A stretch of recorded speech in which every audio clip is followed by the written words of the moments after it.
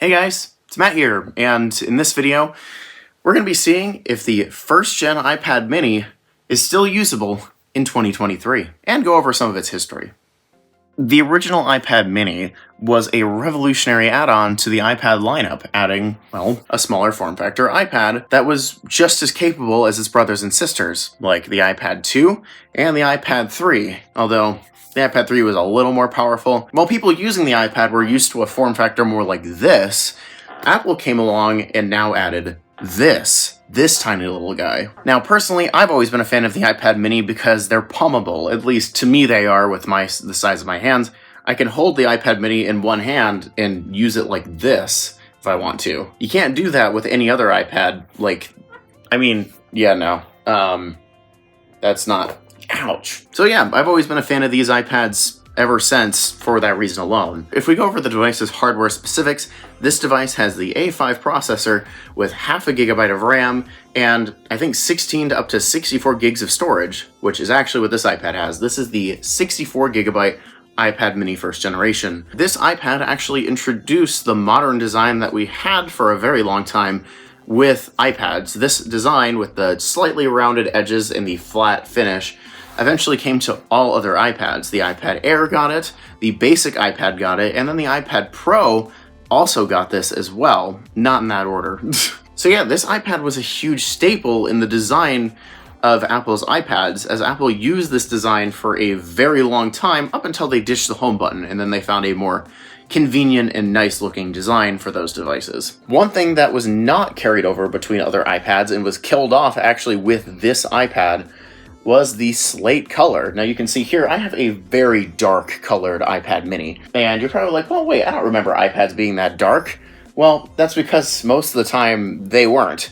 This iPad mini is the only iPad that actually exists in this color. Unfortunately, the slate color was not very durable. It was on the iPhone 5, the iPod Touch 5th generation, and this iPad.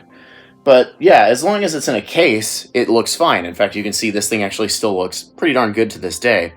However, for other people who did not have this iPad in a case, this color was not very durable at all, and it would show scratches and scuffs very easily. So Apple eventually moved on mid-cycle to space gray. So you can see some of these iPads that are space gray, and some of the earlier ones, like this one, which is slate. Now, I actually know this is an earlier model iPad because this iPad I do remember actually running iOS 6 back when my mom bought it. In fact, the box even has the iOS 6 design on the screen of the iPad in the picture. So this iPad is definitely an early model, and for it being 64 gigabytes, I'd argue to say it's probably one of the most valuable ones, but who am I to judge? Maybe the color doesn't make it very valuable. Also, one more thing that this device unfortunately has is the A5 processor. This is the only iPad of this form factor to actually have the A5 processor, and it's a big bummer too, because if this thing had the A6, it'd be quite a bit more useful and even would have gotten iOS 10. So unfortunately, no, this does not get iOS 10. This thing is stuck on iOS 9, and very slow iOS 9 at that. For anyone who does not know about the history of iOS 9, any device that ran iOS 9 as its last OS had an A5 processor of some kind. It was either an A5 or an A5X. And if you were unfortunate enough to have a device like this device on iOS 9 was brutally slow, and they didn't really do a whole lot to fix it. And also, they did not give you an option to downgrade back to iOS 8. However, you could. I've done that with jailbreaks and stuff before, so yes, you can downgrade back to 8 on this thing. But at this point, it's completely useless. Apple has been continually deprecating iOS 8 more and more, especially because no devices were stuck on 8. So Apple reasonably concluded that there's no reason to continue supporting iOS 8. So if you run iOS 8 on this iPad, you will have less app support, you will have less service support, since a lot of the services don't work properly anymore. Now that could be a plus for some people, but for a lot of people, it's probably a downside. I actually use Siri a decent bit, and turning off Siri yields you with absolutely nothing in this case, because voice control is not on iPad. It never has been. So if you don't have iOS 9, like I do on this iPad here, you will not have Siri.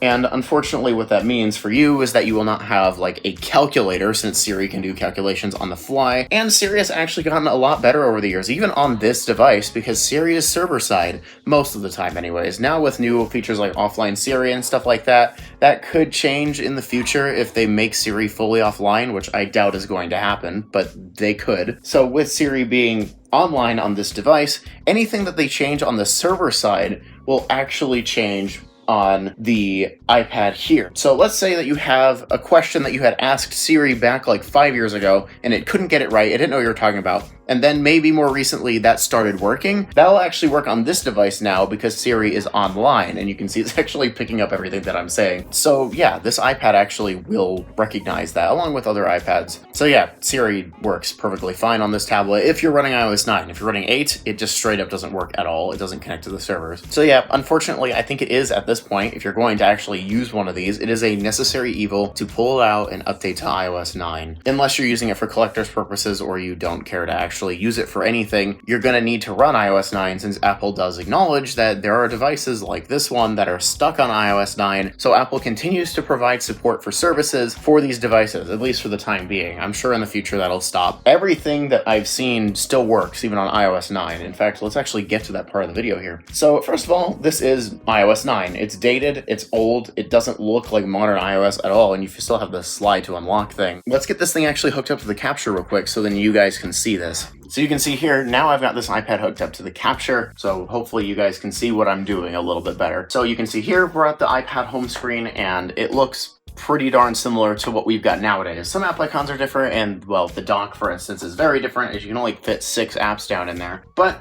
for a basic iPad, it looks like an iPad. Things really haven't changed that much in terms of iOS. So yeah, if you see here, if we go to settings and we quickly go over to our about section here, you can see, yeah, we're running iOS 9.3.5. If you have a cellular iPad, it's actually iOS 9.3.6 to fix a bug with the GPS. So what about the built-in apps? What works on this iPad and what doesn't anymore? Well, I'll just say this right now, nothing that I have tried doesn't work anymore. iMessage still works just fine.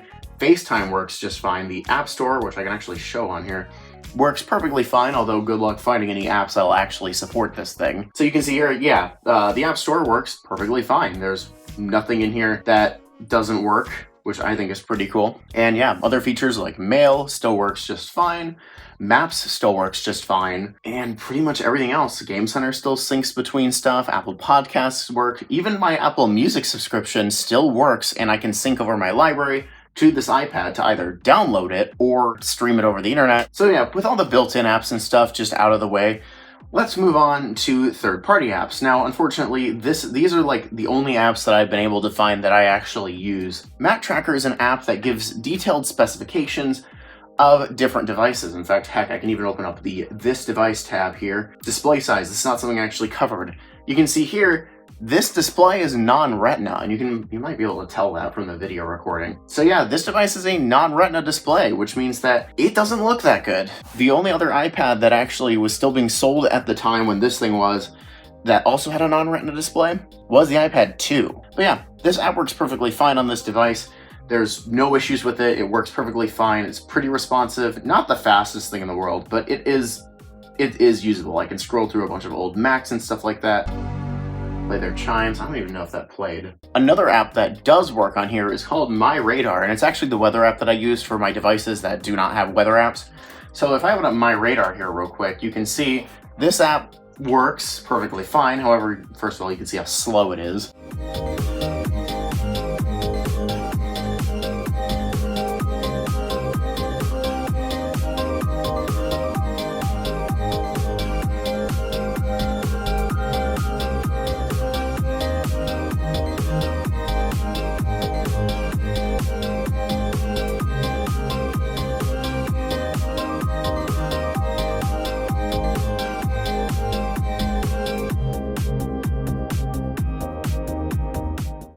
Okay, enough of that. This is not loading and this is taking forever. The Xbox app I'm not going to show because it shows my friends and their profiles and everything else, but it does work somehow. The iOS 10 version actually doesn't work, but the iOS 9 version does. Don't know why that's a thing, but it is. Pages is a just basic. So you can see here we're in Pages. So if we create a new document here, let's just do a basic one. So you can see here, we have a document pulled up. I can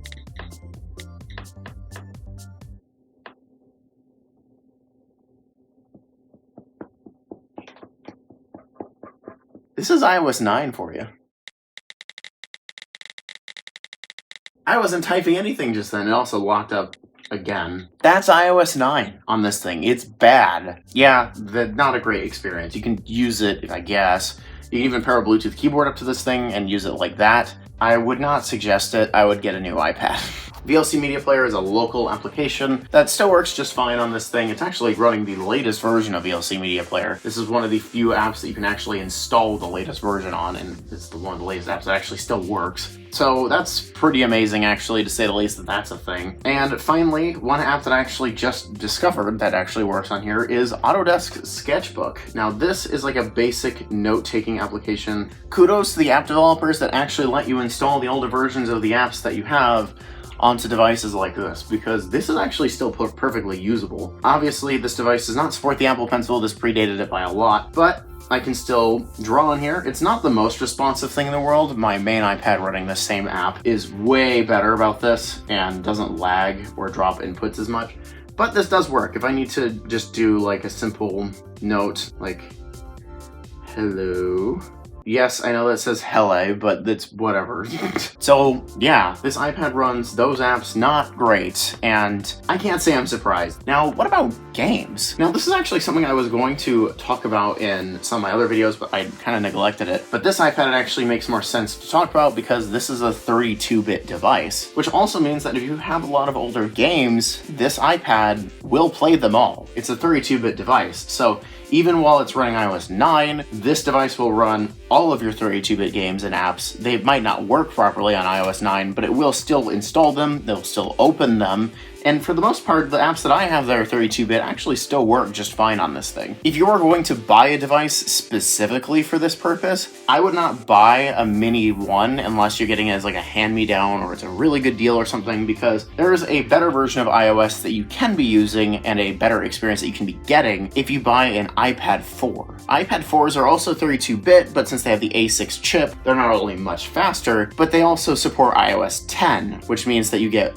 one extra year of updates, so you get a bunch of extra features. You get a modern facelift to iOS since iOS 10 changed the lock screen, added the new notification style, got more iMessage features. Just the entire design of iOS 10 was way different and way better than iOS 9. So I would suggest if you're going to get an iPad for that purpose, get an iPad 4, or if you want an iPhone, get an iPhone 5 or a 5C. Neither of those phones are very expensive nowadays, and both of them, even on their latest software, will run all of these 32-bit applications just fine. What do I think about the iPad Mini 1 and how it's held up today? Unfortunately, this iPad really has not held up. If you still have one of these, it has been time to upgrade for a very, very long time. These things are slow, they're unsupported.